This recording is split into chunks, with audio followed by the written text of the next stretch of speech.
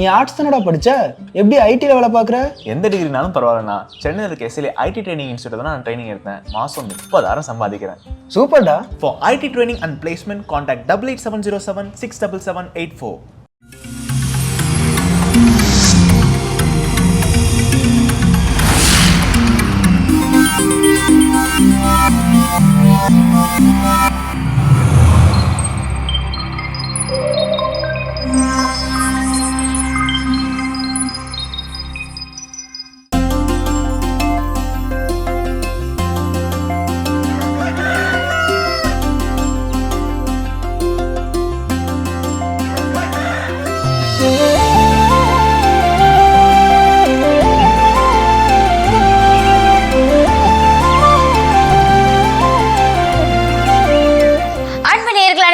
இனிய காலை வணக்கம். எங்களுடன் இந்த நீங்கள் பார்க்கவிருப்பது மாதா தொலைக்காட்சியின் கடவுள் வணக்கம்.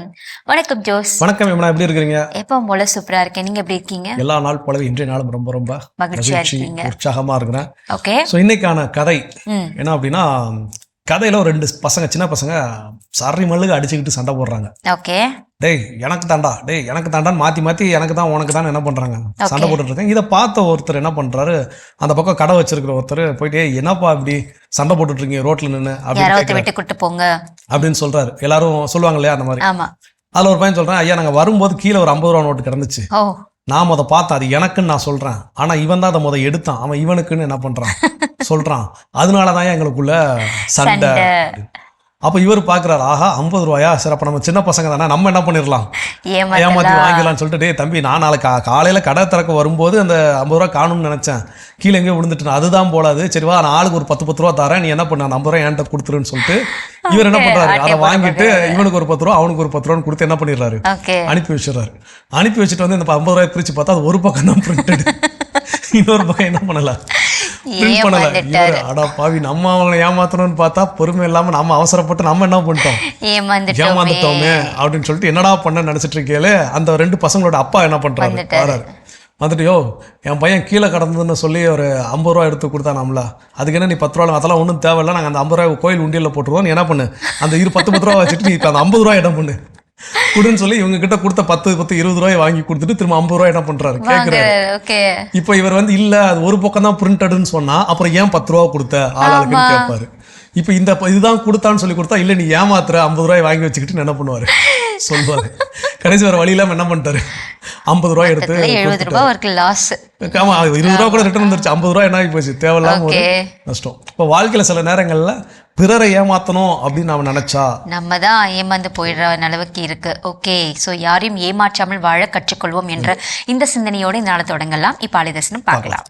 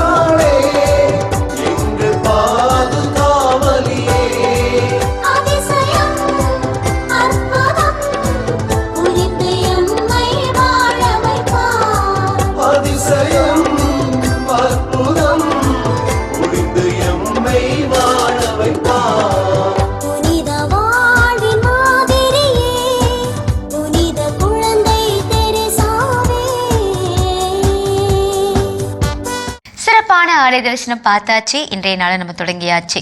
சூப்பர். காலையிலேயே ஒரு சிந்தனைக்குரிய ஒரு கதையை நம்ம பார்த்தோம், யாரும் ஏமாற்றாமல் வாழணும்னு சொல்லிட்டு. இன்னைக்கும் டாபிக் இந்த கதையை ஒட்டி தான் இருக்க போதா இல்ல எப்படி? கண்டிப்பா அந்த கதையில இருந்து நம்ம ஒரு சில சிந்தனை எடுத்துக்க போறோம். ஆனா அது வந்து ஏமாற்றுதல் அப்படின்னு இல்லாம அவசரப்படக்கூடிய ஒரு விஷயம். அவருக்கு வந்து கொஞ்சம் பொறுமையா யோசிச்சு அந்த 50 ரூபாய் வாங்கி செக் பண்ணி அதுக்கப்புறம் ஒரு முடிவுக்கு வந்திருந்தாருன்னா தப்பிச்சிருப்பாரு. ஆனா அவர் ஒரு அவசரத்துல பொறுமை இல்லாமல் செயல்பட்டதுனால என்ன பண்றாரு, அவருக்கு ஒரு 50 ரூபா என்ன ஆயிப்போச்சு, லாஸ் ஆயிடுச்சு. ஸோ அப்போ அது போல நாமும் நம்முடைய வாழ்க்கையில பொறுமையினால் நமக்கு கிடைக்கக்கூடிய ஆதாயங்கள் என்னென்ன, பொறுமை நமக்கு கற்றுத்தரக்கூடிய வாழ்க்கை பாடங்கள் என்னென்ன, அதை தான் எனக்கு என்ன பண்ண போறோம், தெரிஞ்சுக்க போறோம். ஏன்னா அப்படின்னா எனக்கு நமக்கு பல நேரங்களில் பொறுமை என்பது இருப்பதே கிடையாது. சின்ன வயசுலலாம் பார்த்தீங்க அப்படின்னா கிறிஸ்மஸ்க்கோ இல்லை நியூ இயருக்கோ இல்லை ஈஸ்டருக்கோ ஏதாவது ஒரு ட்ரெஸ் என்ன பண்ணுவாங்கன்னா, எப்போ அப்பா கிட்ட காசு இருக்குதோ அப்போவே முதல்ல என்ன பண்ணிடுவாங்க, எடுத்து வச்சுருவாங்க. இன்னைக்கு தான் நம்மளாம் என்ன சொல்கிறோம், கிறிஸ்மஸ் ஷாப்பிங் போகிறோம், நியூ இயர் ஷாப்பிங் போகிறோம்னு அது நெருங்கக்கூடிய சமயத்தில் போயிட்டுருக்குறோம். ஆனால் ஒரு காலகட்டத்தில் அப்பாவுக்கு எப்போ போனஸ் போடுறாங்களோ, அப்பா அம்மாவுக்கு என்னைக்கு வந்து அவங்களுக்கான ஒரு பெரிய அமௌண்ட் கையில் கிடைக்குதோ அன்னைக்கு என்ன பண்ணுவாங்க, எடுத்து வச்சுட்டு இந்த சட்டை உனக்கு கிறிஸ்மஸ்க்குன்னு சொல்லி பீரோல என்ன பண்ணிடுவாங்க, வச்சுருப்பாங்க. அப்போ அந்த சட்டையோ பேண்ட்டையோ போடுற வரைக்கும், கிறிஸ்மஸ் வர்ற வரைக்கும் என்ன பண்ணுவோம், வெயிட் பண்ணுவோம். கிறிஸ்மஸாக இருக்கலாம், இல்லை வீடுகள் ஏதாவது ஒருத்தவங்களோட கல்யாணமாக இருக்கலாம், அந்த கல்யாணத்துக்கு எடுத்த ஒரு சட்டையாக இருக்கலாம். அப்போ இது அது நாள் வர வரைக்கும் என்ன பண்ணுவோம், நம்ம காத்திருப்போம். ஆனால் இன்னைக்கு அத்தகைய காத்திருப்பு இன்னைக்கு இருக்கக்கூடிய குழந்தைகள் மத்தியில் இருக்குதா, அதனுடைய அருமை என்னன்னு தெரியுதான்னு கேட்டா இல்லை. ஏன்னா நம்ம நினைச்ச நேரத்தில் உடனே போகிறோம், ஒரு சட்டை எடுக்கிறோம், அவங்களுக்கு கொடுக்குறோம், ஏதோ சம்திங் அப்படி ஒரு நிலைக்கு என்ன பண்ணுறோம், வாழ்க்கையின் பொருளாதார நிலை மேம்பட்டதுனால இதுவும் கொஞ்சம் என்ன ஆயிடுச்சு, அப்டேட் ஆயிடுச்சு.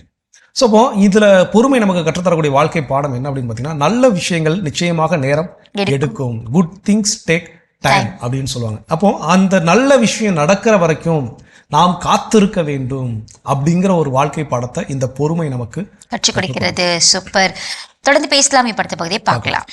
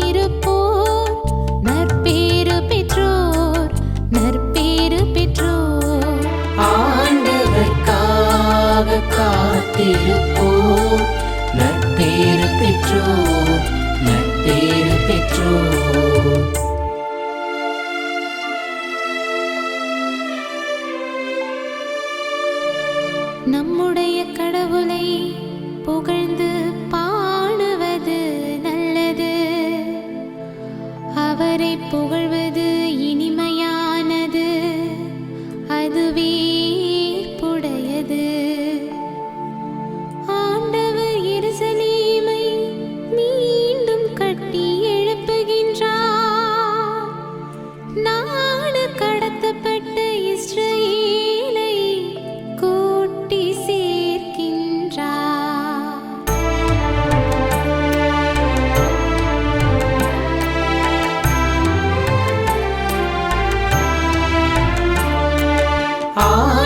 ஆண்டவர்க்காக காத்திருப்போர் நற்பேறு பெற்றோர், நற்பேறு பெற்றோர்.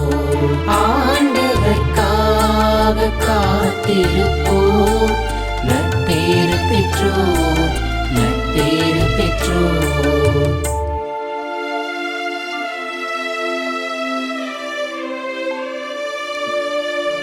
உடைந்த உள்ளத்தோரை குணப்படுத்துகின்றார் ஆண்டவர், அவர்களின் காயங்களை கட்டுகின்றார். பெண்மீன்களின் இலக்கத்தை எண்ணி அவை ஒவ்வொன்றையும் பெயர் சொல்லி அழைக்கின்றார்.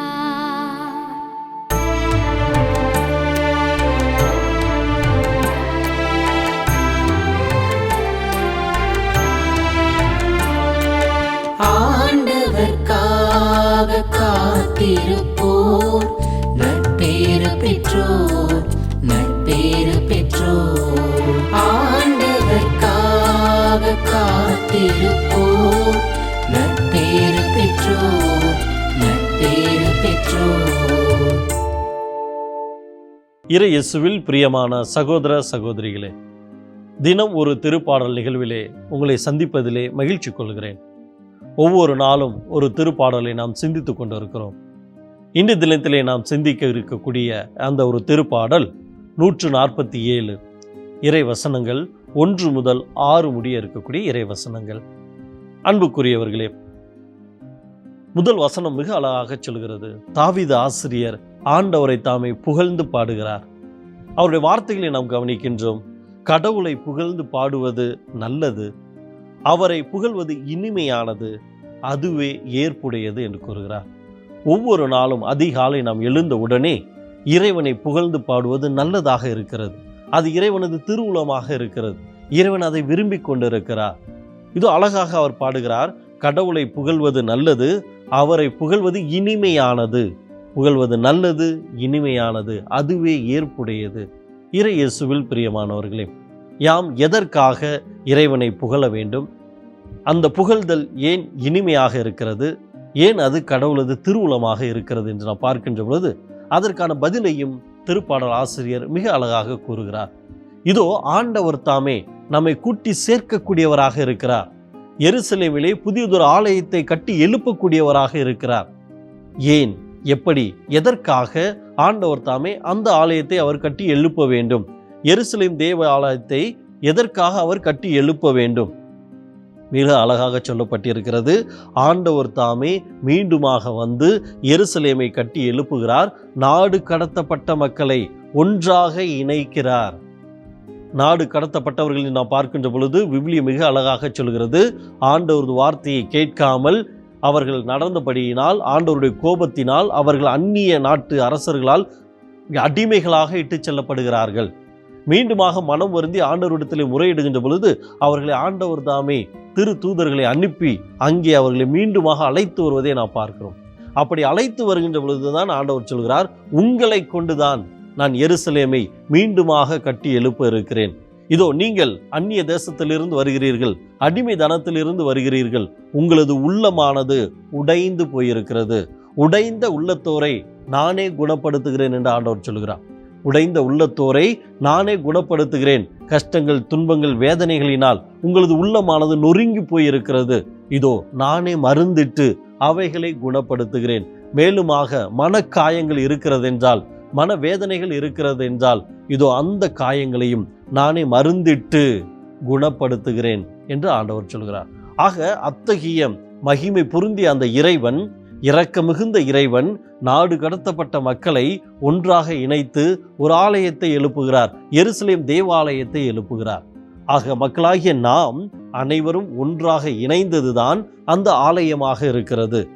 எனவே அந்த ஆலயத்திலே இறைவன் தாமே குடிகொண்டிருக்கிறார். மேலுமாக நாம் பார்க்கிறோம், அத்தகைய வலிமை பொருந்திய அந்த இறைவன் எப்படிப்பட்டவர் என்று நாம் பார்க்கின்ற பொழுது அவர் மாண்பு மிக்கவராக இருக்கிறார், மிகுந்த வல்லமை மிகுந்தவராக இருக்கிறார், மிகுந்த நுண் அறிவு கொண்டவராக இருக்கிறார். 3 வார்த்தைகளை பயன்படுத்துகிறார்கள். என்ன வார்த்தைகள்? நம் தலைவர் மாண்பு மிக்கவர், மகத்துவ மிகுந்தவர், எல்லா விதமான வல்லமையும் அவர் கொண்டவராக இருக்கிறார். நம்மை பற்றிய ஒரு நுண் அறிவை கொண்டிருக்கிறார். எப்படி என்று நாம் பார்க்கின்ற பொழுது, இதோ விண்ணகத்திலே இருக்கக்கூடிய அந்த விண்மீன்களை நம்மால் எண்ணிவிட முடியாது. ஆனால் ஆண்டவர் தாமே அத்தகைய விண்மீன்களை எண்ணி அவற்றிற்கெல்லாம் ஒவ்வொரு பெயரை இட்டு அழைத்து கொண்டிருக்கிறார். ஆண்டவர் தாமே ஒரு நல்ல ஆயனாக அவர் நம்மிடையே இருக்கிறார். இதோ நல்ல ஆயன் தன்னுடைய மந்தையிலே இருக்கக்கூடிய எல்லா ஆடுகளையும் அறிந்தவராக இருக்கிறார். பெயர் சொல்லி அழைக்கின்றார். எனவேதான் அந்த வார்த்தைகளை கேட்கக்கூடிய அந்த ஆடுகளும் அவரை பின்பற்றுகின்றன, ஆயனை பின்பற்றி வருகின்றன. இதோ என்னுடைய ஆயன் எனது பெயரை இட்டு அழைக்கின்றார், எனவே அவரை நான் பின்பற்றுவேன். அவர் காட்டிய அந்த வழியிலே நான் நடக்கிறேன் என்றால் நேரிய வழியாகத்தான் இருக்கும். எனவேதான் திருப்பாடல் 27 நாம் கவனிக்கின்றோம். மிக அழகாக சொல்லப்பட்ட ஒரு வார்த்தை, ஆண்டவர் தானே எனக்கு ஒளியாக இருக்கிறார், அவரே எனக்கு மீட்பாக இருக்கிறார், அவரே எனக்கு பாதுகாப்பாகவும் இருக்கிறார். ஆக அத்தகைய வலிமை மிகுந்த இறைவன் நம்மோடும் இருக்கிறார், நமக்கும் பாதுகாப்பை அவர் கொடுக்கிறார். எனவே அவர் கட்டி எழுப்பக்கூடிய அந்த ஆலயத்திற்கு வரக்கூடிய நாம் அனைவரும் அவரால் தேர்ந்தெடுக்கப்பட்டவர்கள், அவரால் முன்குறித்து வைக்கப்பட்டவர்கள். எனவேதான் மிக அழகாக சொல்லப்பட்டிருக்கிறது, விண்ணகத்திலே இருக்கக்கூடிய விண்மீன்களை ஆண்டவர் ஒவ்வொன்றாக அறிந்து அவற்றிற்கு பெயரை கொண்டிருக்கிறார். ஆக நம்மையும் பல இடங்களில் இருக்கக்கூடிய நம்மையும் ஆண்டவர் தாமே தேர்ந்தெடுத்திருக்கிறார். நமது பெயரை சொல்லி நம்மை அழைத்திருக்கிறார். கிறிஸ்தவர்களாக ஒற்றுமையாக நாம் வாழ வேண்டும் என்று இறைவன் தாமே ஆசைப்பட்டிருக்கிறார்.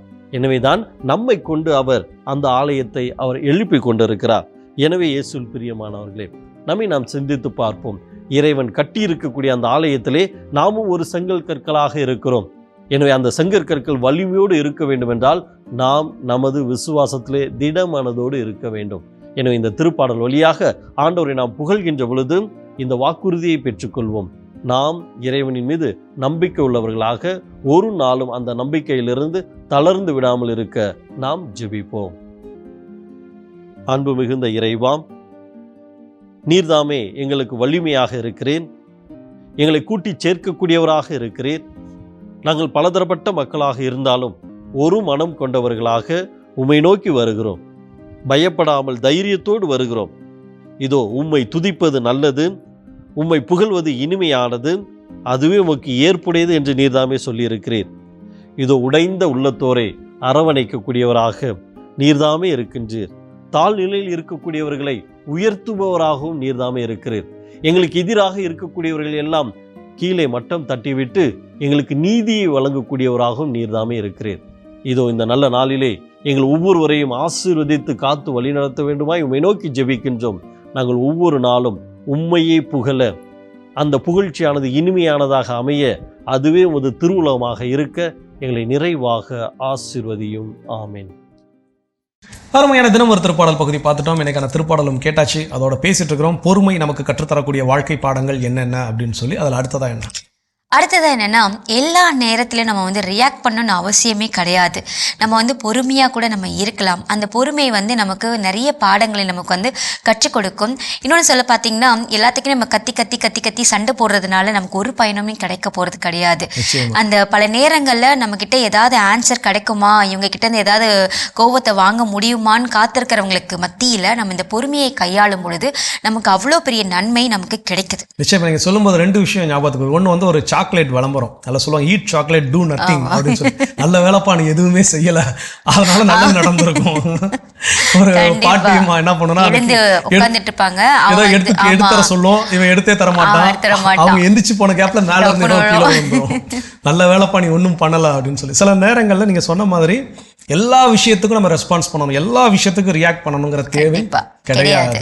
ஸோ சில இடங்கள்ல அந்த பொறுமை அப்படிங்கிறதே நமக்கு மிகச்சிறந்த தீர்வாக அமையும். அதில் ரெண்டாவது விஷயம் என்ன அப்படின்னா, எல்லா விஷயத்தையும் எல்லாருக்கிட்டே உட்காந்து நாம எக்ஸ்பிளைன் பண்ணணும், தெளிவுபடுத்தணும் தேவை கிடையாது. ஏன்னா எல்லா இடங்கள்லையும் நாம புரிந்து கொள்ளக்கூடிய மனிதர்கள் இருப்பார்கள் அப்படின்னு சொல்ல முடியாது. சில இடங்கள்ல நாம் என்ன சொன்னாலும் புரியாத சில மிருகங்களும் இருக்கத்தான் செய்யும். ஸோ அப்போ அதனால அவங்க கிட்ட எக்ஸ்பிளைன் பண்ண வேண்டிய தேவை கிடையாது. சிறப்பு. இன்னும் வேற என்ன இருக்குங்கிறத தொடர்ந்து பேசுவோம்.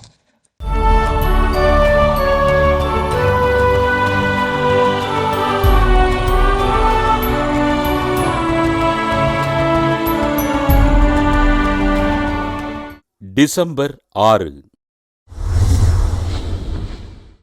புனித நிக்கோலாஸ்.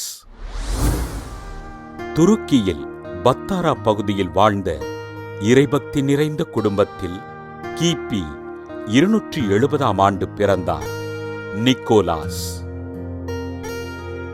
சிறுவயது முதல் அதிக நேரம் ஆலயத்தில் ஜெபித்த நிக்கோலாஸ் ஏழைகளுக்கு உதவிகள் செய்து இரக்க குணத்தோடு வாழ்ந்தார். தன் 15வது வயதில் தன் பெற்றோரை இழந்த நிக்கோலாஸ் குருத்துவ பயிற்சி பெற்று மிரா மறைமாவட்ட பேராயரின் திருக்கரங்களால் குருவாக அருட்பொழிவு செய்யப்பட்டார். துன்புறுவோர் அனைவருக்கும் மறைமுகமாக உதவிகள் செய்து அவர்கள் அடையும் இன்பத்தில் மகிழ்ந்த நிக்கோலாஸ் கிறிஸ்து பிறப்பின் போது குழந்தைகளுக்கு பரிசளித்து மகிழ்வித்தார். கிபி 325ஆம் ஆண்டு புனித பூமிக்கு திருப்பயணம் மேற்கொண்ட அருட்தந்தை நிக்கோலாஸ் புயல் காரணமாக மிரா பகுதிக்கு வருகை தர இறைவனின் அருட்செயலால் மிரா மறைமாவட்ட ஆயராக திருப்பொழிவு செய்யப்பட்டார். பேரரசன் டயோக்ளியஸின் கிறிஸ்தவர்களை சிறையில் அடைத்து துன்புறுத்த ஆயர் நிக்கோலாசும் கைது செய்யப்பட்டு சிறையில் அடைக்கப்பட்டார். மீரா பகுதி முழுவதும் கடுமையான பஞ்சம் ஏற்பட மக்கள் அனைவருக்கும் உணவளித்து பாதுகாத்த ஆயர் நிக்கோலாஸ் கிபி 342ஆம் ஆண்டு விண்ணகமடைந்தார். தன் சொத்துக்கள் அனைத்தையும் ஏழைகளுக்கு பகிர்ந்தளித்து ஏழைகளின் சிரிப்பில் இயேசுவைக் கண்ட ஆயர் நிக்கோலாசினை திரு அவை புனிதராக உயர்த்தி குழந்தைகள் மற்றும் மாலுமிகளுக்கு பாதுகாவலராக அறிவித்தது. கிறிஸ்துமஸ் தாத்தா என்று அன்போடு அழைக்கப்பட்ட ஆயர் புனித நிக்கோலாஸ் திருவிழாவினை கொண்டாடுகின்ற நாம் கடல் பயணம் செய்வோருக்காகவும் மாலுமிகளுக்காகவும் ஆண்டவரிடம் ஜெபிப்போம். சிறப்பான இன்றைய புனிதர் பகுதி நம்ம பார்த்தாச்சு. நாம இன்னைக்கு பேசிட்டு இருக்கோம் பொறுமை நமக்கு கற்றுக் கொடுக்க பாடம். அடுத்தது என்ன? அடுத்தது அது கற்றுக் கொடுக்கக்கூடிய பாடம் என்னன்னா, நிறைய நேரங்கள் நினைச்சுக்கிறோம் பொறுமை அப்படிங்கிறது ஒரு வீக்னஸ், வலிமை இன்மை அப்படின்னு நம்ம நினைச்சுக்கிறோம். ஆனா சொன்னாலும் அமைதியா இருக்காம்பா மரமண்ட மாதிரி அப்படின்னு சொல்லி அப்படின்னு நம்ம சொல்லியே அது ஒரு வீக்னஸா நினைச்சுக்கிறோம். ஆனா அது வீக்னஸ் கிடையவே கிடையாது. அது ஒரு ஸ்ட்ராங். யாரெல்லாம் வலிமையான மனிதர்களோ அவர்களால தான் எப்படி இருக்க முடியும், அமைதியாக இருக்க முடியும். ஸோ அப்போ நிறைய நேரங்கள் நம்ம அந்த அமைதியை எப்படி பயன்படுத்திக்கிறோம்னா, சில நேரங்களில் வீட்டில் உட்காந்து ஏதாவது கத்தி கேட்டுட்டு இருப்பாங்க. நம்ம பதிலே சொல்லாமல் என்ன பண்ணுவோம், அமைதியாக இருக்கும். அப்படிப்பட்ட அமைதி கிடையாதுங்க. சில சண்டை சச்சரவுகளுக்கு மத்தியில் இந்த இடத்துல நான் பதிலுக்கு பேசினா இது இன்னும் பெரிய பிரச்சனை ஆகும் அப்படிங்கிற இடத்துல என்னுடைய வாயை கட்டி கொண்டு என்னுடைய உணர்வுகளை அடக்கி வைத்துக்கொண்டு என்னால் அமைதியாக இருக்க முடியுது இல்லைங்களா? ஸோ அப்படிப்பட்ட அமைதி ஒரு வலிமையானது. கண்டிப்பா தொடர்ந்து பேசலாம். இப்ப அடுத்த பகுதியை பார்க்கலாம்.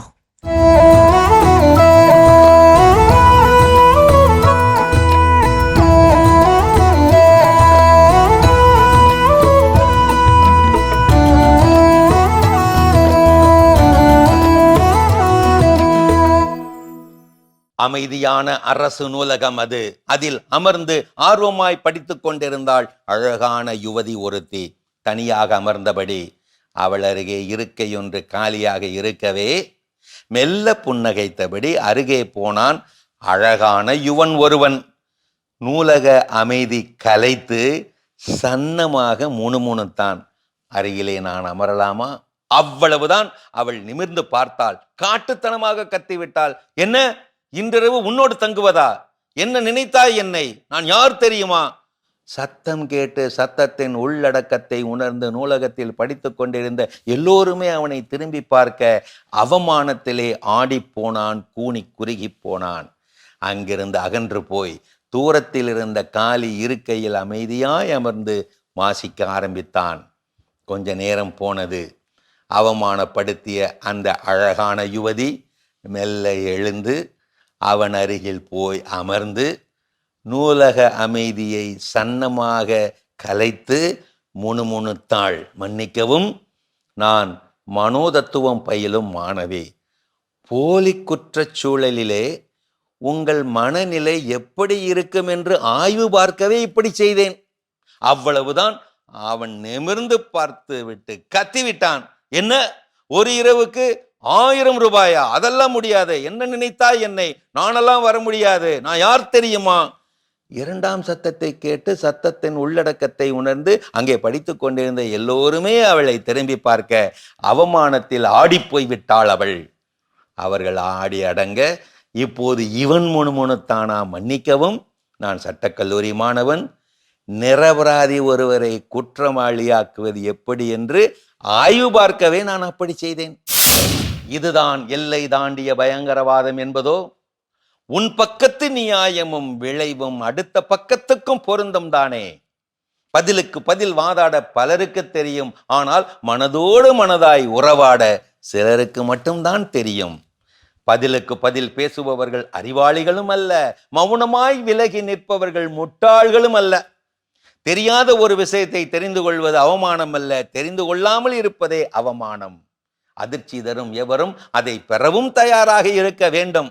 பல பேர் நம் வாழ்க்கையில் பாடம் கற்பிக்க வந்தவர்கள், சில பேர் பாடமாகவே வந்தவர்கள். கண்டுபிடியுங்கள். எவ்வளவுதான் திட்டு வாங்கினாலும் எதுவுமே நடக்காதது மாதிரி பேச நண்பனால் மட்டுமே முடியும். உன்னை யார் என்று உனக்கே தெரியப்படுத்த தேவைப்படும் ஒரே ஆயுதம்தான் அவமானம். இது சாக்ரட்டிஸ். நீங்கள் அவமானம் அடையாதிருக்க ஒரே வழி, நீண்ட நேரம் சிந்தித்த பின் உங்கள் நாவை அசைப்பதுதான். எதிர்பாராத சோதனை வேளையில் பொறுமையாயிரு. மேகங்கள் மூடிக்கொண்டால் சூரியனால் கூட பிரகாசிக்க முடியாது. அருமையான கதைகள் 1000 பகுதி பார்த்துட்டோம். அதோட இன்னைக்கு நம்ம பேசிட்டு இருக்கிறோம் பொறுமை நமக்கு கற்றுக் கொடுக்கக்கூடிய வாழ்க்கை பாடங்கள் என்னென்ன அப்படின்னு சொல்லி அதில் அடுத்ததான் என்ன சொல்றாங்க? அடுத்தது என்ன சொல்றாங்கன்னா, சிலர்லாம் நம்ம எடுத்துக்கலாம், இந்த கிளாஸ் ரூம்ஸ்லாம் பார்க்கலாம். ஒரு சில ஸ்டூடெண்ட்ஸ்லாம் நல்லா படிக்கிறவங்களா இருப்பாங்க, இல்லை ஆவரேஜ் ஸ்டூடெண்ட்ஸாக இருப்பாங்க. இன்னொன்று சொல்ல போனால் ரொம்பவே ஸ்லோவாக இருப்பாங்க. ஸோ அந்த மாதிரி ஸ்டூடெண்ட்ஸ் நம்ம பார்க்கும்போது அவங்க கிட்ட கற்றுக்கக்கூடிய ஆற்றல் இல்லாமல்லாம் கிடையாது. ஆனால் அவங்க கிட்ட பொறுமையாக அதை மெதுவாக கற்றுக்கணும்னு ஒரு வேகம் வந்து டிஃப்ரெண்ட்டாக இருக்கும். ஸோ அந்த மாதிரி விஷயங்கள் வந்து நம்ம எடுத்துக்க டைம் எடுக்கும். ஸோ அதனால பொறுமையாக தான் இருக்கும்போது நமக்கு தெரிய வரும் நம்ம எந்த அளவுக்கு ஒரு விஷயத்தை கத்துக்கிறோம் அப்படின்ற ஆற்றல் நமக்கு தெரிய வரும். கண்டிப்பா நம்ம ஏன்னா ஒவ்வொருத்தரையும் ஹேண்டில் பண்ணும்போது தான் ஓகே இவங்க கிட்ட ஒரு வார்த்தை சொன்னா போதும் அவங்க எல்லாத்தையும் முடிச்சிருவாங்க. இல்ல இவங்க கிட்ட இப்ப டீடைலா சொன்னா தான் இவங்களால புரிஞ்சுக்க முடியும். ஸோ அப்போ நமக்கு பொறுமையோடு செயல்படுகின்ற பொழுதுதான் ஒவ்வொரு மனிதருடைய வேகம் என்ன அப்படிங்கிறத தெரிஞ்சுக்க முடியும். ஆனா நம்ம பல நேரங்கள் என்ன பண்றோம், இதை செய்யறதே கிடையாது. ஒருத்தர் வேலையை சொல்லி செய்யலைன்னா உடனே சிடு நமக்கு என்ன ஆயிரும், டென்ஷன் ஆயிரும், திட்ட ஆரம்பிச்சிடும். ஸோ அப்போ அதனால இங்கே பொறுமை இழந்து தவிப்பது யாருன்னா நாம தான்.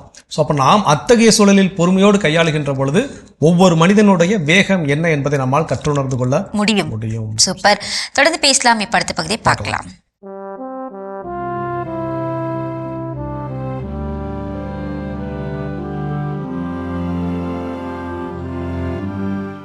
அன்புக்குரியவர்களே, ஆண்டவர் இயேசுவின் இனிய திருப்பெயரில் உங்களை அன்போடு வாழ்த்துகின்றேன். இயேசுவின் ஆளுமை என்னும் தொடரில் இயேசுவின் ஆளுமையிலிருந்து நாம் பலவற்றை கற்றுக்கொள்ளலாம் என்னும் தலைப்பின் கீழ் இன்று இயேசுவிடமிருந்து இயற்கையிடமிருந்து நாம் கற்றுக்கொள்ள வேண்டும் என்பதை உங்களோடு பகிர்ந்து கொள்ள விரும்புகின்றேன். இயேசு மிகச்சிறந்த இயற்கை விரும்பியாக இருந்தார். இயற்கையை அவர் பார்த்து ரசித்தார், இயற்கையை பார்த்து வியந்தார், இயற்கையிடமிருந்து கற்றுக்கொண்டார். அவர் வானத்து பறவைகளை பார்த்தார், வயல்வெளி மலர்களை எல்லாம் பார்த்தார். பார்த்துவிட்டு இவையெல்லாம் கடவுளுடைய மாட்சியை வெளிப்படுத்துகின்றன என்று இயற்கையிடமிருந்து இறைவனுடைய பராமரிப்பை, இறைவனுடைய மாட்சியை, இறைவனுடைய செயலாற்றலை எல்லாம் கற்றுக்கொண்டார். இயேசுவின் ஆளுமையிடமிருந்து இதை நாம் கற்றுக்கொள்ள வேண்டும். இயற்கையை உற்று நோக்க வேண்டும், இயற்கையிடமிருந்து கற்றுக்கொள்ள வேண்டும். இயேசுவே கூறினார். மத்தேயு 24:32 மத்தேயு 24:32 இயேசு சொல்கிறார், அத்தி மரத்திலிருந்து ஓர் உண்மையை கற்றுக்கொள்ளுங்கள். ஒவ்வொரு மரத்திடமிருந்தும் நாம் ஒன்றை கற்றுக்கொள்ளலாம். ஒவ்வொரு பறவையிடமிருந்தும் ஒன்றை நாம் கற்றுக்கொள்ளலாம். ஒவ்வொரு விலங்கிடமிருந்தும் ஒன்றை நாம் கற்றுக்கொள்ளலாம். ஆறுகள், மலைகள், மலர்கள், இயற்கை நமக்கு எண்ணற்ற பாடங்களை கற்றுத்தருகிறது. இயற்கை இறைவனின் இறைமொழியாக இருக்கிறது. எனவே தான் திருப்பாடல் 8 திருப்பாடல் ஆசிரியர் சொல்கிறாரு, வானத்து நிலவை விண்மீன்களை நான் காணும்போது மனிதரை ஒரு பொருட்டாக எண்ணுவதற்கு அவன் யார் என்று கேட்டு பிரமித்து நிற்கிறார். எனவே இந்த இயற்கையை பார்க்கின்ற பொழுது கடவுளுடைய மாட்சியை அவை வெளிப்படுத்துகின்றன. கடவுளின் முன்பாக, இயற்கையின் முன்பாக நாம் மிகவும் சிறியவர்கள் என்பதை நாம் கற்றுக்கொள்கிறோம். ஒரு புகழ்பெற்ற ஒரு ஓவியமும் அதில் உள்ள சொல்லாடலும் எனக்கு நினைவுக்கு வருகின்றன. Lord, your ocean is so great, my boat is so small. ஆண்டவரே, உம்முடைய பெருங்கடல் எவ்வளவோ பெரியது, என்னுடைய படகு மிகவும் சிறியது. ஆம் அன்பர்களே, அதுதான் உண்மை. இயற்கையை நாம் பார்க்கின்ற பொழுது நம்முடைய சிறிய தன்மையும் இறைவனுடைய பெரிய பேராற்றலையும் நாம் கற்றுக்கொள்ள வேண்டும். இயற்கையிடமிருந்து கற்றுக்கொள்ளுங்கள் என்று இயேசு நமக்கு கற்றுத்தருகிறார். அதுவே இயேசுவின் பேராளுமை, அதுவே இயேசுவின் பேராண்மை. எல்லா ஆளுமைகளும் கற்றுக்கொள்வதற்கு நமக்கு கற்றுத்தருகிறார்கள். நாம் கற்றுக்கொண்டே இருக்க வேண்டும். குறிப்பாக இயற்கையிடமிருந்து கற்றுக்கொள்வோமாக. உங்களுக்கு அமைதி உரித்தாகுக. சிறப்பான இயேசுவின் ஆளுமை பகுதியை நம்ம பார்த்தாச்சு. நாம இன்னைக்கு பேசிட்டு இருக்கோம் பொறுமை நமக்கு கற்றுக் கொடுக்கக்கூடிய வாழ்க்கை பாடங்கள். அடுத்தது என்ன? ஸோ அடுத்ததான் என்ன வாழ்க்கை பாடத்தை இந்த பொறுமை நமக்கு கற்றுக் கொடுக்கிறது அப்படின்னு பார்த்தீங்கன்னா ரொம்ப ரொம்ப முக்கியமானது என்னன்னா, இந்த தோல்வி அடைந்த பிறகு பல நேரங்கள் நம்ம என்னன்னா விரக்தி நிலைக்கு ஆளாயிடுறோம். ஒரு கட்டத்தில் எக்ஸ்ட்ரீம் லெவல் எங்கே போகுதுன்னா உயிரை மாய்த்து கொள்ளக்கூடிய அளவுக்கு என்ன ஆயிருது, போயிடும். அப்போ ஒரு தேர்வில் தோல்வியாக இருக்கலாம், இல்லை வாழ்க்கையில் ஏதோ எடுத்த முயற்சியில் என்ன பண்ணலாம், ஒரு தோல்வியாக இருக்கலாம்.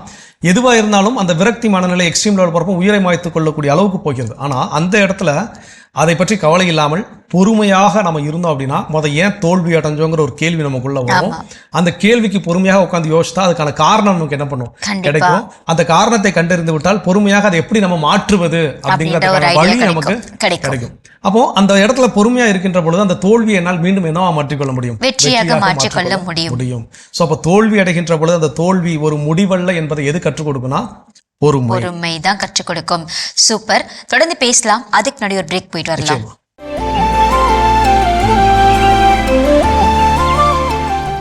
நிகழ்ச்சிகள் உங்களை மீண்டும் அன்புடன் வரவேற்கின்றோம். நீங்கள் பார்த்து கொண்டிருப்பது மாதா தொலைக்காட்சியின் கடவுள் வணக்கம். சிறப்பான நாளில் பேசிட்டு இருக்கிறோம்னா பொறுமை நமக்கு கற்றுத்தரக்கூடிய வாழ்க்கை பாடம். அடுத்தது என்ன சொல்றாங்கன்னா, நம்ம சில நேரங்களில் பொறுமையா இருக்கிறதே கிடையாது. எங்க கோவப்படணும், எங்க கோவப்படக்கூடாது அப்படின்னு ஒரு விஷயம் நமக்கு தெரிஞ்சாலே அந்த பொறுமை ஆட்டோமேட்டிக்காக நம்ம கிட்ட வந்துடும். நம்ம எல்லா நேரத்திலையும் கோவப்படுறதுனால நம்ம கிட்ட பொறுமையை இழந்து பல விஷயங்களை நம்ம சந்திக்க நேரிடும். ஸோ அந்த மாதிரியான தருணங்கள் நம்ம தெரிஞ்சுக்க வேண்டிய ஒரு விஷயம், கோபத்தினால் எதையும் சாதிக்க முடியாது. ஆனால் அமைதியாக நம்மால் சாதிக்க முடியும். ரொம்ப பெரிய உதாரணங்கள்லாம் நமக்கு தேவையில்லை. நம்ம வீடுகளில் நடக்கக்கூடிய எல்லா சண்டையும் நீங்கள் எடுத்து பாருங்க. எந்த சண்டை கணவன் மனைவி கிடையாது இருந்தாலும் சரி, பெற்றோர் பிள்ளைகள் கிடையாது இருந்தாலும் சரி, அது உச்சத்தில் கோபம் இருக்கிற வரைக்கும் மாற்றி கத்திக்குவாங்க. மாற்றி நான் சொல்றத நீ கேளு, என்ன வார்த்தை வருது என்ன வருதுன்னே தெரியாது. அந்த அளவுக்கு என்ன பண்ணுவோம், ஆக்ரோஷமா மோதிக்கொள்வோம். ஆனா ஒரு எக்ஸ்ட்ரீம் லெவல் எல்லாம் போய் சொல்லி கொட்டி தீர்த்து முடிச்ச பிறகு அங்கே என்ன இருக்குன்னா ஒரு அமைதி தான் இருக்கும். ஸோ அந்த பொறுமையில தான் ஐயோ சாரி, நான் கோவத்தில் தெரியாமல் நிறைய விஷயத்த என்ன பண்ணிட்டேன், பேசிட்டேன்.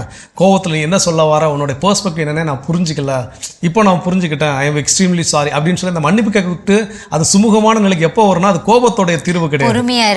பொறுமையாக இருக்கின்ற பொழுதுதான் அந்த தீர்வு. எல்லா சண்டைகள்லையுமே போய் எங்கே போய் முடியும்னு பார்த்தீங்கன்னா அந்த பொறுமையாக நான் மன்னிப்பு கேட்பதும், என்கிட்ட சண்டை போட்டவங்க என்கிட்ட மன்னிப்பு கேட்பதும். அப்போ அது எங்கே நடக்கும், பொறுமையாக இருக்கின்ற பொழுதுதான். ஸோ அப்போ கோபம் ஒரு தீர்வை கொடுக்குமா, கொடுக்காது. ஆனால் பொறுமை நல்ல தீர்வுகளை நிச்சயமாக கொடுக்கும். சூப்பர், தொடர்ந்து பேசலாம். அடுத்த பகுதியை பார்க்கலாம்.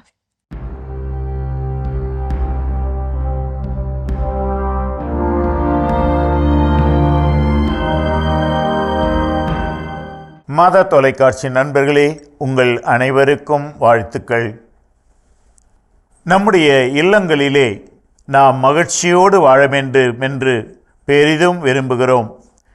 ஒரு சில இல்லங்களிலே நிறைய மனிதர்கள் இருக்கலாம், ஒரு சில இல்லங்களிலே ஓரிருவர் தான் இருக்கலாம்.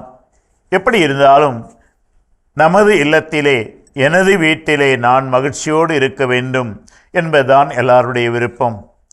அந்த மகிழ்ச்சியை உருவாக்குவதற்கான ஒரு சூத்திரத்தை இன்று இதோ ராய் ஸ்மித் என்ற ஒரு அறிஞர் நமக்கு சொல்லிக் கொடுக்கின்றார்.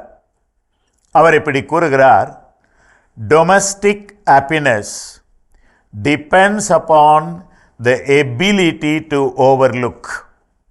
இல்லத்திலே மகிழ்ச்சி என்பது சில காரியங்களை கண்டுகொள்ளாமல் விடும் திறமையின் அடிப்படையில் அமைந்துள்ளது.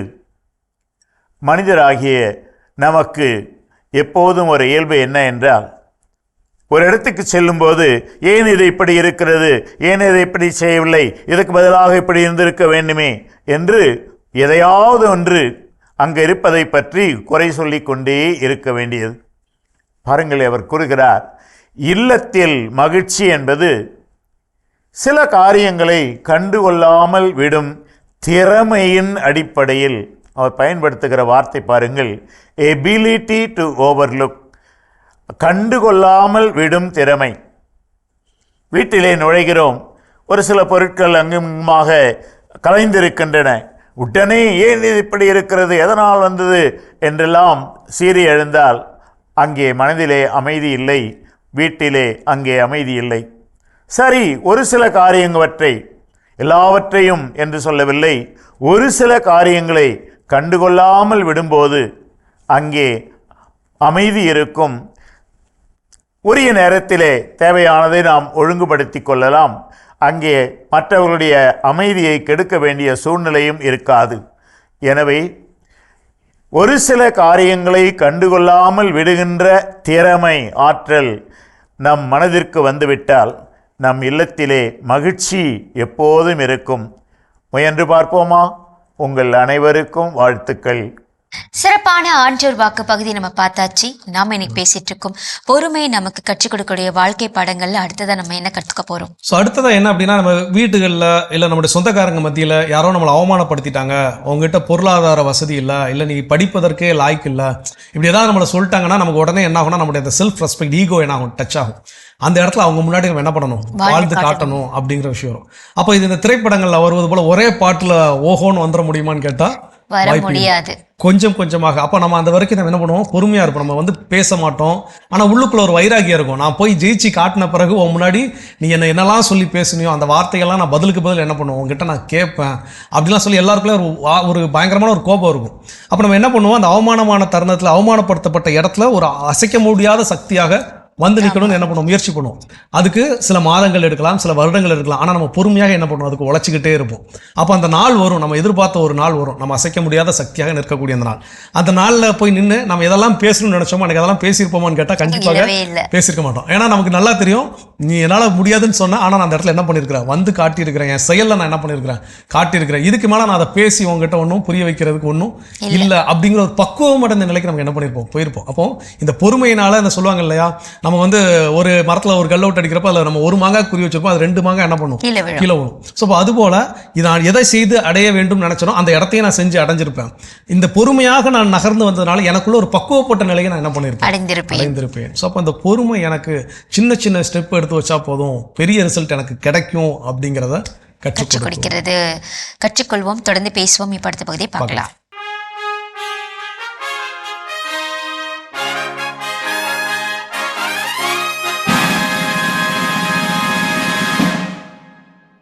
மாதா தொலைக்காட்சிகள் அனைவருக்கும் அன்பின் வணக்கம். இந்தியராகிய நாம் என்ற தொடரில் உங்களோடு நான் மிகுந்த மகிழ்ச்சியோடு மீண்டும் இந்த உரையாடலை தொடர விரும்புகிறேன். கிராம சபைகளில் பல நேரங்களில் எளிய மக்கள் கூடி வருகிற இடம். எனவே என்னென்ன மாதிரி தீர்மானம் போட்டால் இதை செயல்படுத்த முடியும் ஃபாதர், அப்படியெல்லாம் நிறைய இடங்களில் கேள்வி கேட்பாங்க.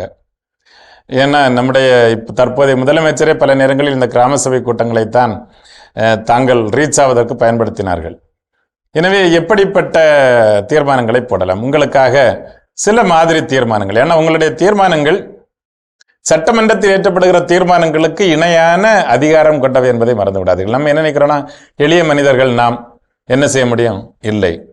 உங்களுடைய தீர்மானங்களுக்கு உச்ச நீதிமன்றத்தில் உள்ள தீர்ப்பை மாற்றியமைக்கிற சக்தி உண்டு. சட்டமன்றங்களில் ஏற்றப்படுகிற தீர்மானங்களுடைய சக்தி உண்டு என்பதை மறந்து விடாதீர்கள். சில விஷயங்களை சொல்கிறேன். உதாரணமாக, இந்திய அரசியல் சாசன சட்டத்தில் 73வது இந்த திருத்தத்தில் தான் ஏறக்குறைய 29 விஷயங்களை நம்ம பார்த்தோம். இதெல்லாம் செய்யலாம் அப்படின்னு சொல்லிட்டு 29 துறைகளுக்கான அதிகாரங்களை ஊராட்சிகளுக்கு வழங்கப்பட வேண்டும் என்று இந்த கிராம சபையில் ஏகமனதாக தீர்மானிக்கப்படுகிறது. அப்படி நீங்கள் ஒரு தீர்மானம் போடலாம். அந்த 29 விஷயங்களையும் செயல்படுத்துவதற்கான அதிகாரம் வரும்போதே நிதியும் வரணும். அதான் முக்கியம். ஒன்று, இந்த ஊராட்சிகளுக்கான மின் கட்டண தொகையை அரசே ஏற்க வேண்டும் என்று இந்த கிராம சபையில் தீர்மானிக்கப்படுகிறது. நீங்க சொல்லலாம். அல்லது வாழ்வாதாரத்தை அளிக்கும் தொழிற்சாலை, உள்கட்டமைப்பு, மின் திட்டங்கள், துறைமுகங்கள், சுற்றுலா மற்றும் பொழுதுபோக்கு வளாகங்கள் போன்றவற்றை தடை செய்யும் அதிகாரம் வழங்க வேண்டும் என தீர்மானிக்கப்படுகிறது. நீங்க போடலாம். உங்களுடைய திட்டம் தான். எத்தனை சுரங்கங்கள் நிறுத்தப்பட்டிருக்கின்றன. எனக்கு தெரிஞ்சு குமரி மாவட்டத்தில் அந்த புலிகள் காப்பகம் உருவாக்க போறோம், அதுக்காக பாதுகாப்பு மண்டலம் எல்லாம் உருவாக்க போறோம்னு சொன்னாங்க. கிராம சபைகளில் மக்களுடைய தீர்மானம் அரசை மீண்டும் சிந்திக்க வைத்தது. துறைமுக திட்டத்திற்கு நாம் எதிரானவர்கள் அல்ல, மாறாக ஒரு மாவட்டத்தை அழிக்கிற திட்டத்திற்கு எதிரானவர்கள் அப்படிங்கிறது. அது MNRGA திட்ட நிதியை பயன்படுத்தி தலித் மக்களின் விவசாய நிலங்களை மேம்படுத்த வேண்டும் என தீர்மானிக்கப்படுகிறது.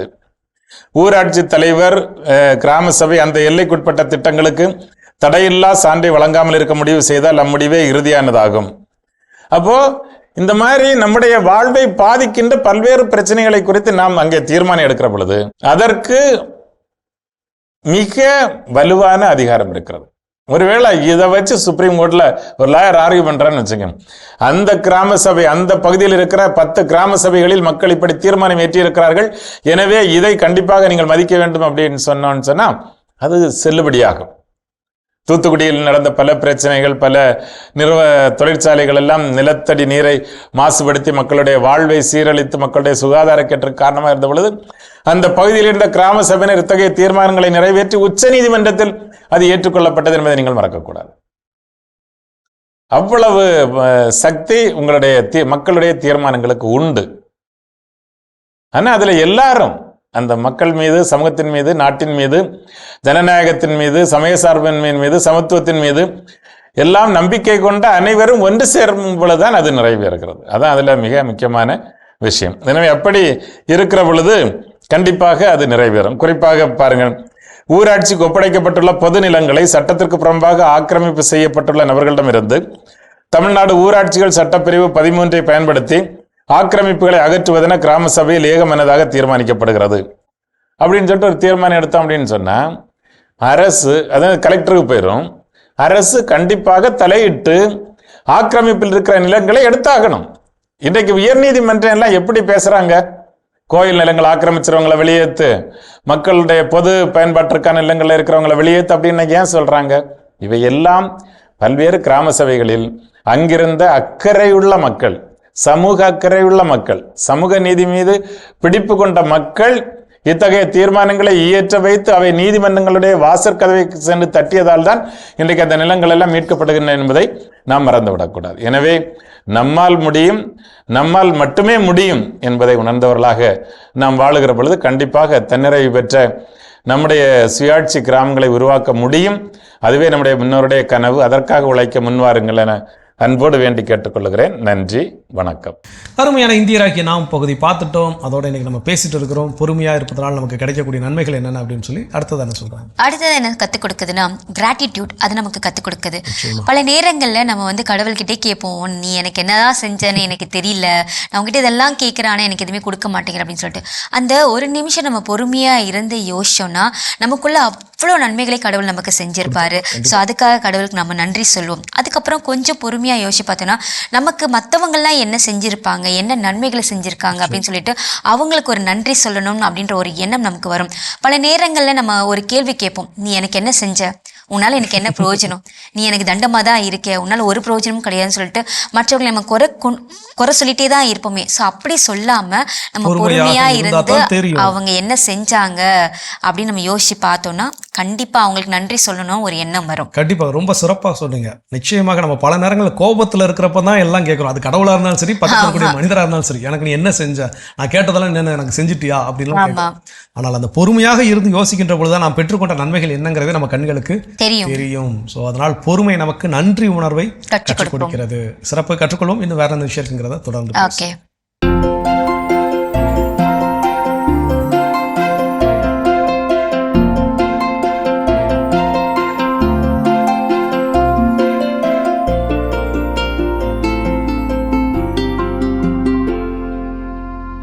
அனைவருக்கும் வணக்கம். இன்றைய பதிவில் நம்ம பார்க்க போகிற விஷயம் என்னென்னா, வாழை மரங்களில் இந்த மழைக்காலத்துக்கான பராமரிப்பு. நம்ம கள்ளக்குறிச்சியிலேருந்து புதுக்கோட்டை, சிவகங்கை இந்த பகுதியிலேருந்து நிறைய நம்மளுடைய மாதா டிவி நேயர்கள் வந்து கேட்டிருந்தீங்க. காஞ்சாரை நோய் அப்படின்னு சொல்லக்கூடிய ஒரு அடி இலைகள்லாம் மஞ்சளாகி பழுப்பு நிறமாகி மரத்தோட உடம்பு வந்து சிவப்பு நிறமாகி பாதித்த அடித்தண்டு வெடிக்கிற மாதிரி அந்த மாதிரி அமைப்பெல்லாம் இருக்குது அப்படின்னு நிறையா பேசியிருந்தீங்க. இந்த வடகிழக்கு பருவமழையை பொறுத்தளவில் மழைக்காலத்தில் உங்களுக்கு எதுவும் பெருசாக உடனடியாக காட்டாது. பட் இந்த மழைக்காலம் முடிகிறப்ப டிசம்பர் மாதத்தோட முதல் வாரம் 2வது வாரத்தில் நமக்கு அப்போலேருந்து ஆரம்பித்து பிப்ரவரி மாத கடைசி வரலும் நம்மளை தொல்லை கொடுக்கும். இந்த டைமில் மண்ணுக்குள்ளே புதஞ்சிருக்கக்கூடிய பாக்டீரியாக்கள்,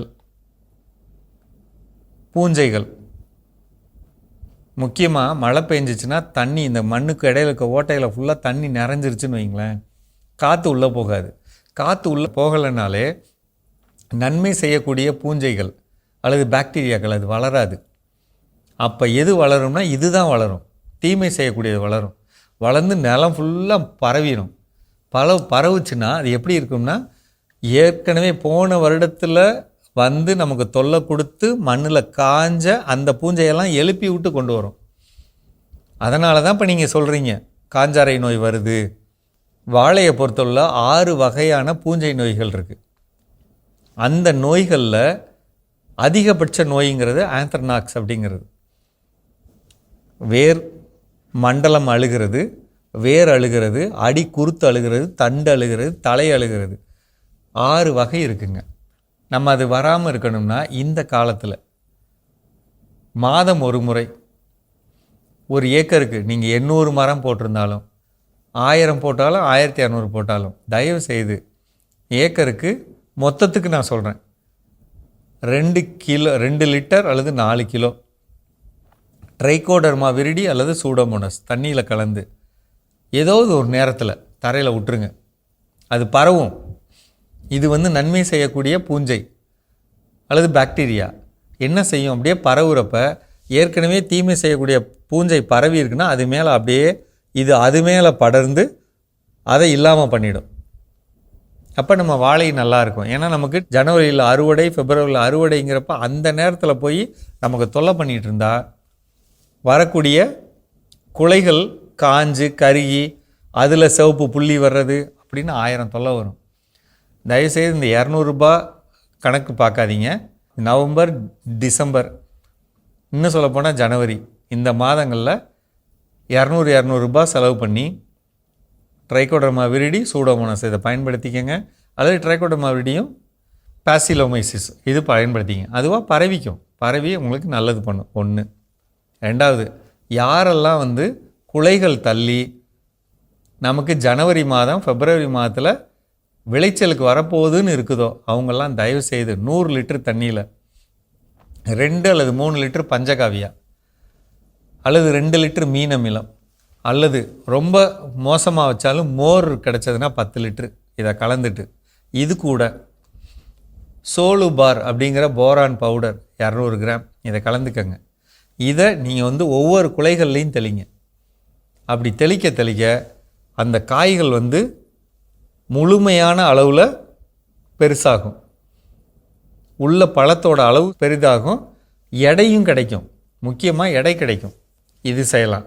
அல்லது நான் அன்னாசி பழ கரைசல் சொன்னேன் பார்த்தீங்களா, 5 லிட்டர் தண்ணீர், 1 கிலோ அன்னாசி பழம், 1 கிலோ நாட்டு சர்க்கரை, கைப்பிடி 50 கிராம் அளவுக்கு யூரியா, 3 கிராம் ஈஸ்ட்டு, இந்த கலந்த அமைப்பை 1 வாரம் வச்சுருந்து இது கூட சோலுபார் கலந்து நீங்கள் தெளிக்கலாம்.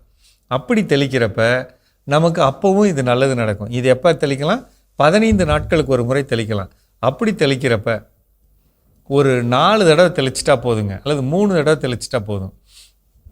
பழங்களோட எடை கூடும். அதுதான் முக்கியம். எடை கூடும். 22 கிலோ ஒரு தார் வரணும் பார்த்தீங்களா, 22 கிலோ வரும். இதை மட்டும் நீங்கள் மனசில் வச்சுக்கிட்டிங்கன்னா நிச்சய வெற்றி நமக்கு கிடைக்குங்க. செஞ்சு பாருங்கள். எதுவும் சந்தேகம் இருந்தால் கீழே இருக்க நம்பரில் கேளுங்க, நான் சொல்கிறேன். நன்றிங்க. சிறப்பான உழவும் உயரும் பகுதி நம்ம பார்த்தாச்சு. நாம் இன்னைக்கு பேசிகிட்டு இருக்கோம் பொறுமை நமக்கு கற்றுக் கொடுக்கக்கூடிய பாடங்களில் அடுத்ததாக என்ன கற்றுக்கிட்டு. ஸோ அடுத்ததாக என்ன அப்படின்னு சொல்லும்போது எனக்கு கல்லூரி படிக்கும்போது எழுதின ஒரு கவிதை ஒன்று ஞாபகத்துக்கு வருகிறது. என் வீட்டு வாசலின் நிலை துணிகளும் என்னை ஏமாற்றுகின்றது அவள் வருவது போல அப்படின்னு சொல்லி, ஏன்னா அது அசைஞ்சு யாரோ உள்ள வர்ற மாதிரியான ஒரு ஃபீல் என்ன பண்ணுது கொடுக்குதுன்னு சொல்லி இது ஒரு கவிதை இப்போ எழுதுனது. என்னன்னா அந்த காத்திருப்பதோடைய ஒரு சுகம். அவள்னா யாரு? கல்லூரி படிக்கும்போது இருந்த அப்போ என்னன்னா அந்த காத்திருத்தல் அப்படிங்கிற ஒரு விஷயத்தை எது நமக்கு கற்றுக் கொடுக்கும் பார்த்தீங்கன்னா பொறுமையாக இருக்கின்ற போது பல நேரங்கள் நமக்கு காத்திருப்பதற்கான ஒரு வாய்ப்பே நமக்கு கிடைக்கிறது இல்லை. எனக்கு நினைச்ச உடனே என்ன பண்ணணும், எல்லாமே கிடைக்கணும். ஸோ எனக்கு இன்ஸ்டன்ட் ஃபுட் மாதிரி எல்லாமே உடனடியாகவே நடந்து விட வேண்டும். ஏன்னா எனக்கு திரைப்படங்கள் பார்க்குறோம், அந்த ஒரு 3 மணி நேரத்தில் என்னுடைய உணர்ச்சிகளை வெளிக்காட்டும் வண்ணம் எனக்கு என்ன பண்ணணும், எனக்கு கோபத்தை வெளிக்காட்ட முடியல, அந்த கோபத்தை வெளிக்காட்டும் வண்ணம் காட்சிகள் இருக்குது. உடனே அந்த ஒரு 2 மணி நேரத்தில் என்ன பண்ணிடுறேன், அதை எக்ஸ்பிரஸ் பண்ணிடுறேன். அதுக்கப்புறம் என்னோட கோபம் இருக்குமான்னு கேட்டால் இருக்காது. ஸோ அப்போ பல நேரங்கள் இப்படி இன்ஸ்டண்ட்டாக உடனே உடனே உடனே நம்ம இன்னைக்கு வாழ்க்கை முறையை பழகிவிட்ட காரணத்தால் எல்லாமே உடனே நமக்கு நடக்கணும். ஆனால் அது தவறானது. ஆனால் காத்திருப்பது ஒரு மிகப்பெரிய திறமை அப்படிங்கிறது அந்த பொறுமை நமக்கு கற்றுக் கொடுக்கிறது. கற்றுக்கொள்வோம், தொடர்ந்து பேசுவோம். இப்போ அடுத்த பகுதியை பார்க்கலாம்.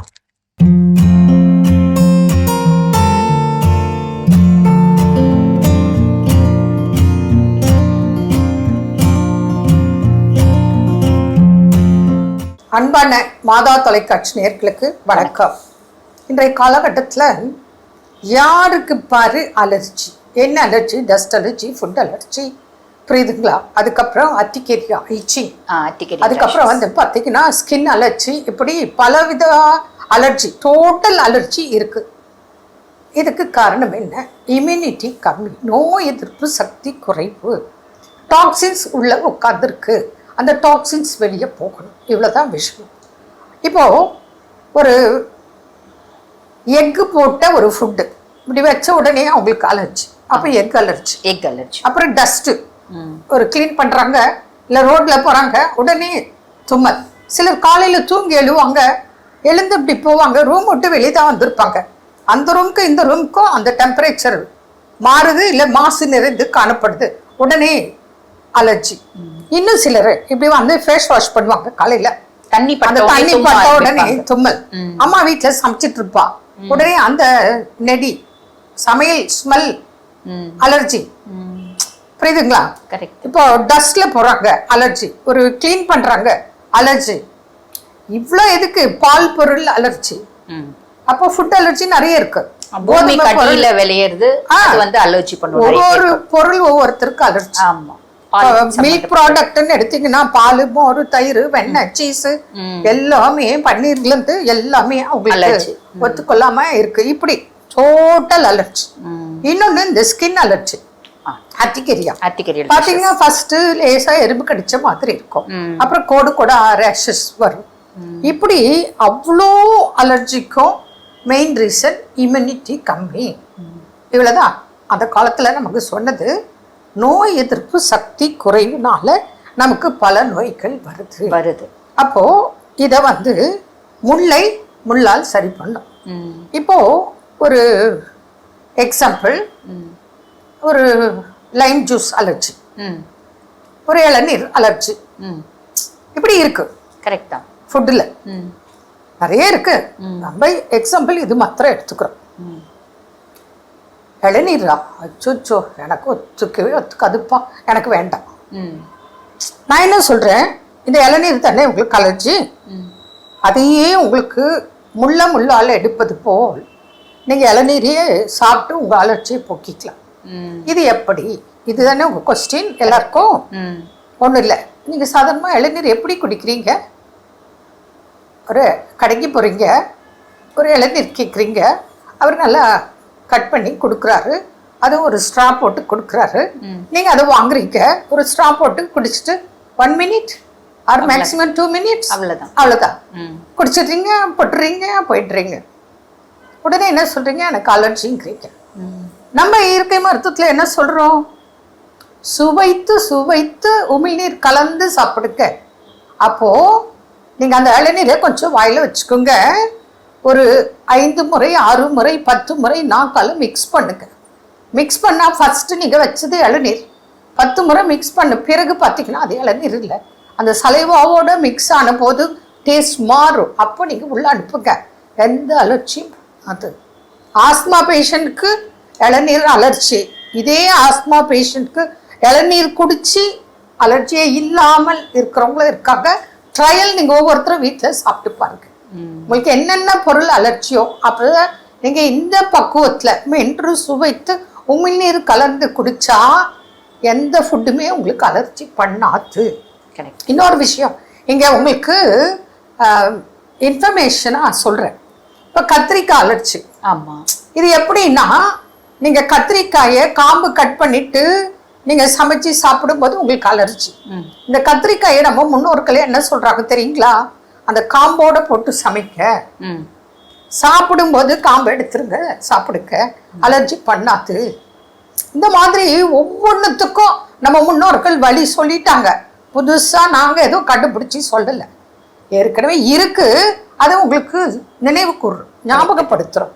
அதனால அது பார்த்தீங்கன்னா காலையில் எழுதவுடனே அடுக்கு தும்மல் 10 20 50 தும்மல்லாம் இருக்கு. அப்படியே ஹேண்ட் கர்ச்சிப்பே நினச்சிட்டோம், டவலே நினச்சிட்டோம். அது குழந்தைகள் முதல் பெரியவங்க வரைக்கும் அடுக்கு தும்மல், running nose, allergy, food allergy, dust allergy, இப்படி ஏகப்பட்ட விஷயங்கள். ஆனால் இதுக்கெல்லாம் ட்ரீட்மெண்ட் இருக்கான்னா இருக்கு. ஒரு அற்புதமான கசப்பு மருந்து, அதை தேனில் மிக்ஸ் பண்ணி சாப்பிட சொல்கிறோம். அதே போல் உங்களுக்கு த்ரோட் இரிட்டேஷன், காஃப், பயங்கர காஃப், அதுக்கு ஒரு பவுடர் இருக்குது, அது தேனில் மிக்ஸ் பண்ணி சும்மா வச்சுட்டா போதும். அதே கரைஞ்சி உங்களுக்கு செஸ்ட்டு, கோல்டை, காஃபு கண்ட்ரோல் பண்ணக்கூடிய விஷயங்கள்லாம் அற்புதமான ஹெர்பல் பவுடர்ஸ் இருக்குது. அதனால் அலர்ஜியாக கவலைப்படாதீங்க.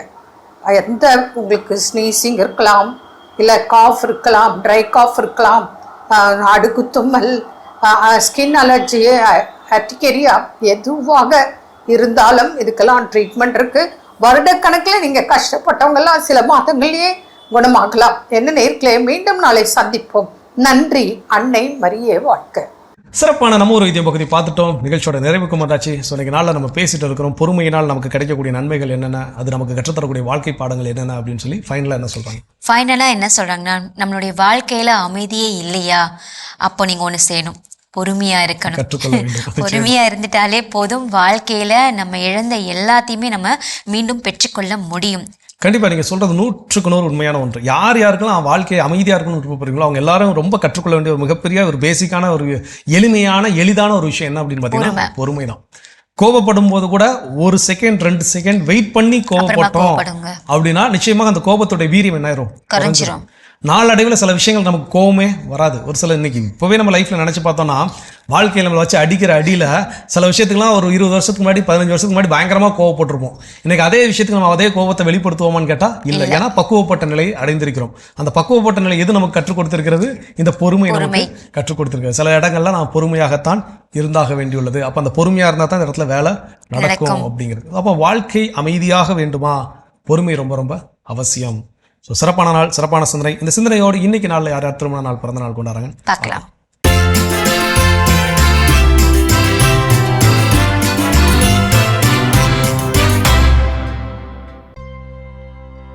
ராஜேஷ், பிரசாந்தி இன்று தங்களது திருமண நாளினை கொண்டாடுகிறார்கள்.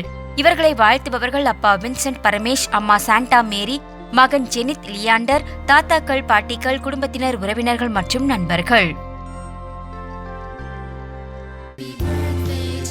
அருட்பணியாளர் கோபி இமானுவேல் இன்று தனது பிறந்த நாளினை கொண்டாடுகிறார். இவரை வாழ்த்துபவர்கள் குடும்பத்தினர், உறவினர்கள், நண்பர்கள் மற்றும் மாதா தொலைக்காட்சி குடும்பத்தினர்.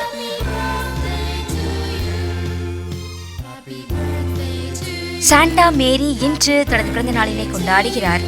இவரை வாழ்த்துபவர்கள் அப்பா, அம்மா, கணவர் வின்சென்ட், மகள் பிரசாந்தி, மருமகன் ராஜேஷ், பேரன் ஜெனித், சகோதரர்கள், சகோதரிகள், குடும்பத்தினர், உறவினர்கள் மற்றும் நண்பர்கள்.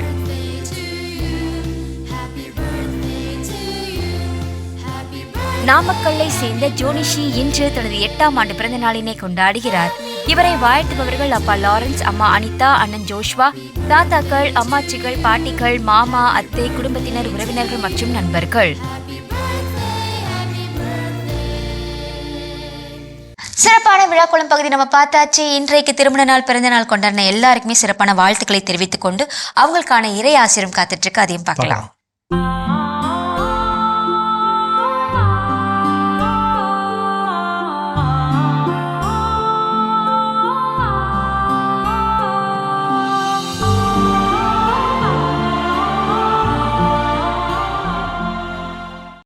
ஆண்டவர் இயேசுவில் என் அன்பிற்கினிய மாதா தொலைக்காட்சி நேயர்களே, இன்றைய இறைவார்த்தை, உன் களஞ்சியங்களிலும் நீ மேற்கொள்ளும் செயல்கள் அனைத்திலும் நீ ஆசி பெறும்படி ஆண்டவர் ஆணையிடுவார்.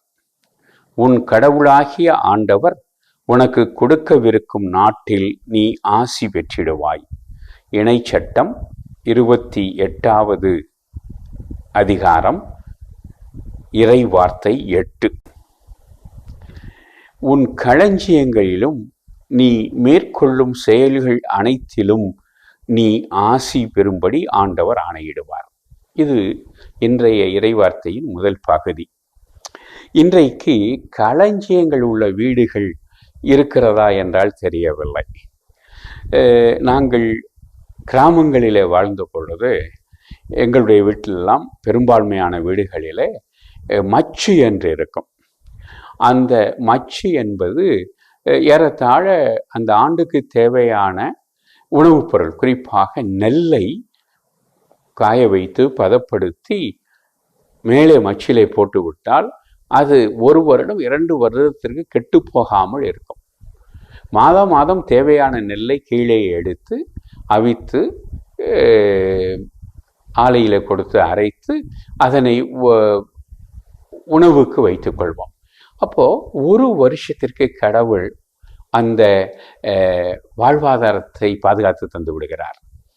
அதற்கு பிறகு மழை பெய்து அடுத்த விவசாயம் வருகிற பொழுது பழைய நெல்லை எடுத்து மீதி இருந்தால் விற்றுவிட்டு புது நெல்லை வைத்து பாதுகாப்போம்.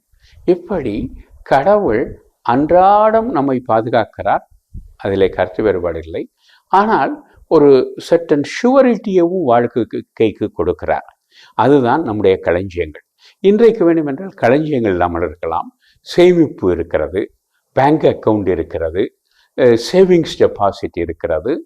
இவற்றை கடவுள் நமக்கு உறுதி செய்கிறார். எனவே நமது களஞ்சியங்கள் நிறைந்திருக்கின்றன, குறைவுபடாமல் இருக்க வேண்டும். நாம் மேற்கொள்ளும் செயல்கள் அனைத்திலும் நாம் ஆசி பெற்றிருக்க வேண்டும் என்று சொல்கிறார். நம்முடைய செயல்கள் மிக முக்கியமானவை. நம்முடைய வாழ்வின் வெற்றி நம்முடைய செயல்களின் வெற்றியை பொறுத்திருக்கிறது. எனவே நம்முடைய செயல்கள் வெற்றி பெற்றதாக இருக்க வேண்டும். அப்பொழுதுதான் நமக்கு வாழ்வில் வெற்றி கிடைக்கும். நமக்கு வாழ்வில் வெற்றி கிடைத்தால்தான் அமைதி கிடைக்கும். அமைதி கிடைத்தால்தான் மகிழ்ச்சி கிடைக்கும். வெற்றி, அமைதி, மகிழ்ச்சி ஆகிய மூன்றும் ஒரே நேர்கோட்டில் பயணிப்பவை. எனவே இவற்றிற்கு மிக அடிப்படை என்ன என்று சொன்னால், நம்முடைய வெற்றி என்பது நம்முடைய செயல்களை சார்ந்தது, நம்முடைய செயல்களின் ஆற்றல். எனவே நம்முடைய வார்த்தைக்கும் வெற்றி இருக்க வேண்டும், நம்முடைய செயல்களும் வெற்றி பெற வேண்டும்.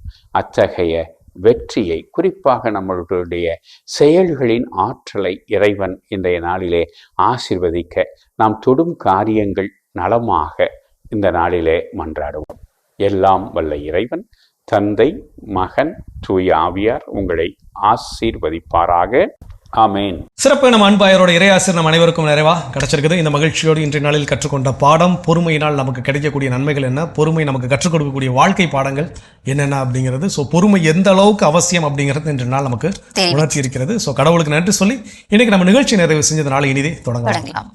அன்பானவர்களே, பொறுமையை வளர்த்துக் கொள்வோம், பொறுமையால் உலகை வெல்வோம் என்ற இந்த சிந்தனையோடு இன்றைய கடவுள் வணக்கம் நிகழ்ச்சியை நாங்கள் நிறைவு செய்கிறோம். இந்த நாள் இனிய நாளாக அமைய மாதா தொலைக்காட்சியின் வாழ்த்துக்களும் ஜெபங்களும். மீண்டும் உங்களை கடவுள் வணக்கம் நிகழ்ச்சியில் சந்திக்கும் வரை உங்களிடமிருந்து விடைபெறுகின்றோம். இயேசுவுக்கே புகழ். மரியே வாழ்க. நீ ஆர்ட்ஸ் தானடா படிச்ச, எப்படி ஐடில வேலை பார்க்குற? எந்த டிகிரினாலும் பரவாயில்லண்ணா. சென்னையில் இருக்க எஸ்எல்ஏ ஐடி ட்ரைனிங் இன்ஸ்டியூட் தான் நான் ட்ரைனிங் எடுத்தேன். மாதம் 30,000 சம்பாதிக்கிறேன். சூப்பர்டா. For IT training and placement, contact 8870767784.